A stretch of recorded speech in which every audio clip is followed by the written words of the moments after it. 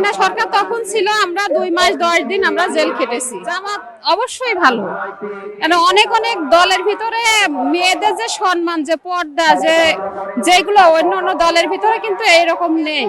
আমরা কিন্তু আগে এরকম ছিলাম না, তারাই আমাদেরকে শিখিয়েছে যে কিভাবে মেয়েদের সম্মান, কিভাবে চলতে হবে। আমরা কিন্তু জেল খেটেছি 2 মাস 10 দিন। ইসলামকে আমরা প্রসার করতে চাই, আমরা যেভাবে হোক আমাদের পরবর্তী প্রজন্ম যাতে ইসলামের পক্ষে থাকে, এই জন্য আমরা নাতি ছেলে সবাইকে নিয়ে এরকম বেরোই। জামাত অবশ্যই ভালো, কেন অনেক অনেক দলের ভিতরে মেয়েদের যে সম্মান, যে পর্দা, যেগুলো অন্য অন্য দলের ভিতরে কিন্তু এইরকম নেই। আমাদের জামাত ইসলামী আমরা কিন্তু আগে এরকম ছিলাম না, তারাই আমাদেরকে শিখিয়েছে যে কিভাবে মেয়েদের সম্মান, কিভাবে চলতে হবে। আমরা কিন্তু জেল খেটেছি 2 মাস 10 দিন।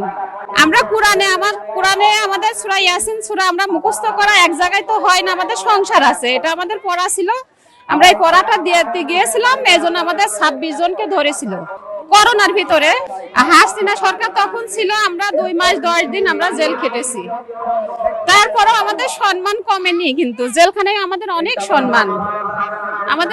সম্মান বৃদ্ধি হয়েছে, কমেনি। হ্যাঁ, ভয় পাই, অনেকে ভয় পেত, আমরা কিন্তু একটু ভয় পাইনি। জেল থেকে এসে তাও আমরা কাজগুলো করেই গেছি, আমরা থেমে থাকিনি কখনোই।